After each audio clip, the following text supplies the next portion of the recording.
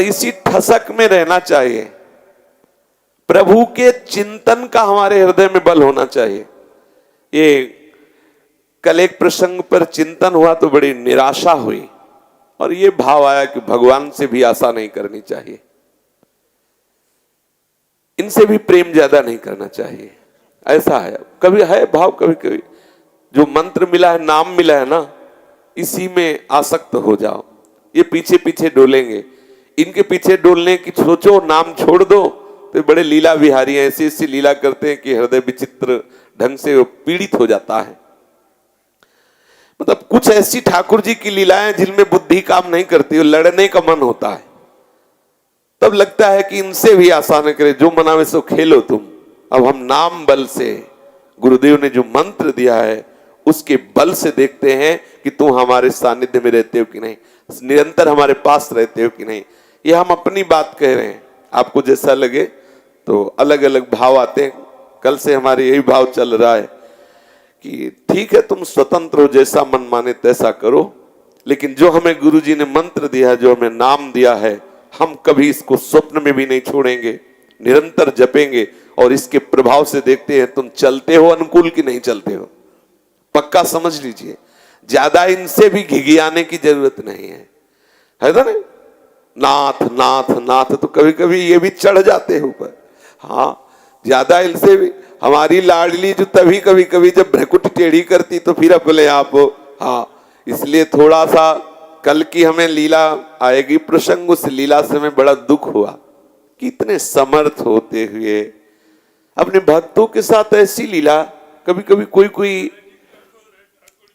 कभी ऐसी लीलाएं आती है, ठाकुर जी की गुस्सा लगता है इनके ऊपर। यद्यपि अज्ञानी जीव है इसलिए ऐसा कहते हैं, पर फिर भी लगता है कि मतलब आप इतने समर्थ होते हुए कभी कभी, मतलब अब जिनके और कोई है तो अपने मन को बहला लेगा, अब अपना तो हृदय में फिर ऐसी पीड़ा होती कि हम आपके सहारे, आपका यश गाते, आप ही हमारा जीवन। और फिर ऐसे जनों के साथ ऐसा खेल तो कुछ कम समझ में आता है।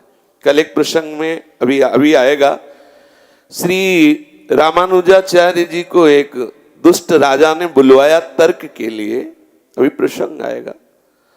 तो उनके शिष्यों ने, किसी कुरेशाचार्य जी महापूर्ण जी ने कहा, मुझे पता है कि वो मारने का प्लान कर रहे हैं, हम आपको नहीं जाने देंगे, हम जाएंगे। वो गए तो उस दुष्ट राजा ने दोनों महापुरुषों की आंखें निकलवा ली। ठाकुर जी के लिए गए, ठाकुर जी के लिए तर्क किया। ठाकुर जी का कल हमें बहुत विक्षेप बना रहा घंटों इस बात का, यार मतलब इतने समर्थ होते हुए फिर ऐसे सिद्ध महापुरुषों की आंखें निकलवा ली, और इतना हुआ कि एक महापुरुष का तो शरीर ही पूरा हो गया, महापूर्ण जी का रास्ते में ही खून स्राव, रक्त स्राव हो रहा है। तब लगा यद्यपि है तुम्हारी लीला ही, पर हमारे पचती नहीं है ऐसी लीला। आपके लिए जीवन है, आपके लिए। वो बाद में भले उसकी दुर्गति हो, लेकिन वर्तमान में तो आपका यश गान करने वाले, आपको जीवन समर्पित करने वाले।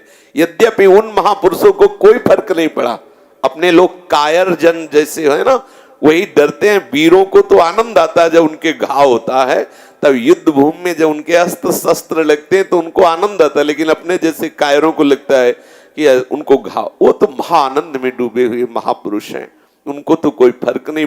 पर अपना हृदय कचोट गया कि आपके लिए जो तर्क कर रहे हैं, आपके लिए जी रहे हैं, आप ही तो गुरु रूप हो, गुरु को बचाने के लिए जो सभा में जा रहे हैं, उनकी आंख निकलवा ली गई।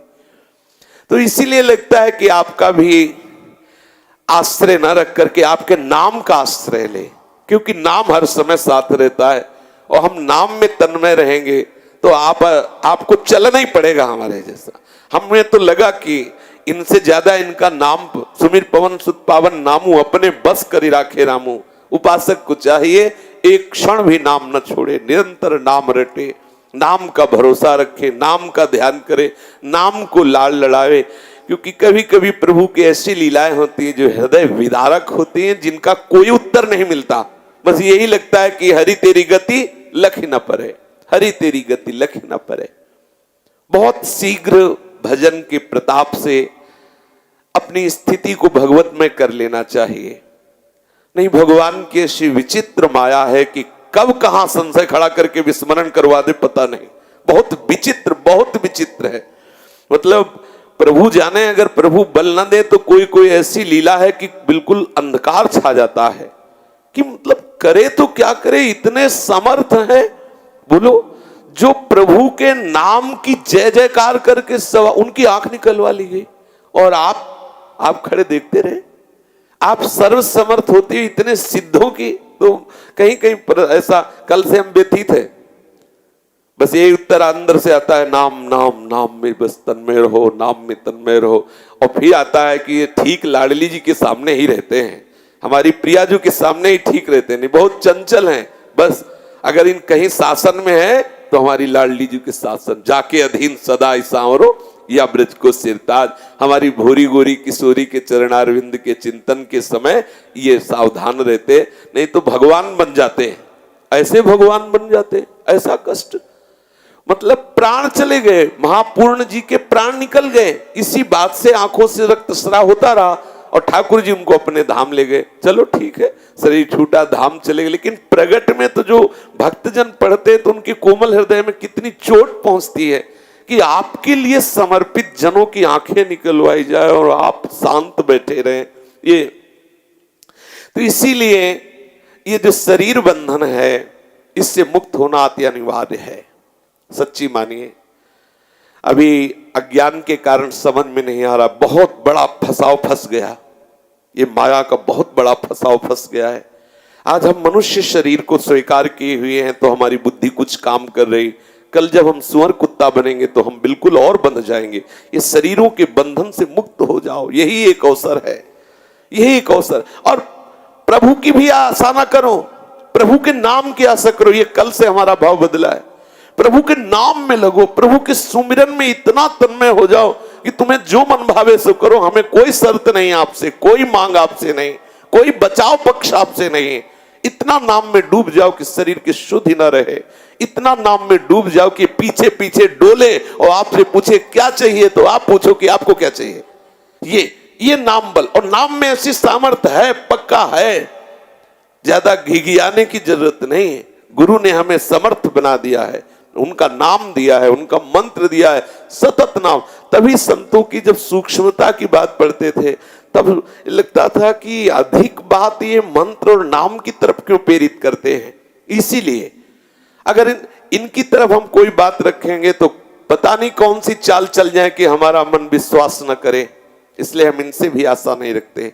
आशा और विश्वास पूर्ण नाम पर करते हैं। ये जाएंगे कहां, इनको जो मन भावे सो करे। ये हम हृदय की बात करें, हृदय की। कल से हमारा हृदय या तो हमें उत्तर दे ठाकुर जी, कोई ना कोई संकेत दे। ऐसा क्यों? बड़े बड़े जो महापुरुष आपके लिए प्राण समर्पित किए हैं, ऐसे दुष्ट लोग उनकी आंख निकलवा लो, आप देखते रहो। आप काल के भी महाकाल हैं, यदि आप अपने स्वरूप में खड़े हो जाएं तो त्रिभुवन को चाट जाए, कहीं कोई नजर ना आवे। यद्यप सब रूप आपके, जब खेल ही आपका है तो फिर ऐसा भी खेल क्यों जो अपने जनों को जिताओ ना। आप ही तो खेल करने वाले, तो ऐसा भी क्या खेल कि अपने जनों को रौंद दो, अपने जनों को गिरा दो। ऐसा बोले हम अपने जनों का यश तो आंखें निकलवा के यश होता है क्या? और भी तरह से तो यश हो सकता है। कुछ लीलाएं ऐसी होती भाई बिल्कुल समझ में नहीं आती। अब माधोदास बाबा ने मांगा थोड़ी था कि कई दिन के भूखे थे, ठाकुर जी स्वयं भोग की थाल पहुंचाई और वो पीठ किए इसीलिए बैठे थे, कुटिया की तरफ पीठ किए, दरवाजा जो है उसमें पीठ ऐसे किए कि भैया ना किसी को देखेंगे ना किसी से मतलब, राधे श्याम राधे श्याम। पीछे से आवाज किया कि बाबा ये ठाकुर जी का प्रसाद है, पा लेना। ठाकुर जी आवाज दे रहे हैं, उनका भजन पूरा नहीं हुआ था, बोले रख दो हम अपने समय से पा लेंगे। जब उठे तो देखा बहुत सुंदर स्वर्ण की थाल, तो सोचा किसी धनी मानी का होगा। प्रसाद पाया, बड़ा सुखद लगा। समुद्र से धोकर थाल ऐसी कुटिया में खड़ी कर दी दीवार में कि जिसका होगा ले जाएगा। अब आप देखो, उन्होंने मांगा तो नहीं था भोग, आप ही लाए करुणा करके। अब आप अपने पार्षदों को भिजवाते हैं, पता चलता है कि भोग की थाल बाबा की कुटिया में है। कोई नहीं ये प्रश्न कर रहा कि ये बूढ़ा महात्मा कहां से जाएगा थाल चुराने। कितनी पिटाई करवाई, सब पार्षदों ने खूब पीटा श्री माधव बाबा को। पता नहीं इन लीलाओं से इनको कौन सा सुख मिलता रहता है। ये अपने आप छेड़ते हैं, अपने आप पीटते, फिर देखते कि कैसा इसका हृदय है, कैसी इसकी स्थिति है। हरि तेरी गति लख न परे।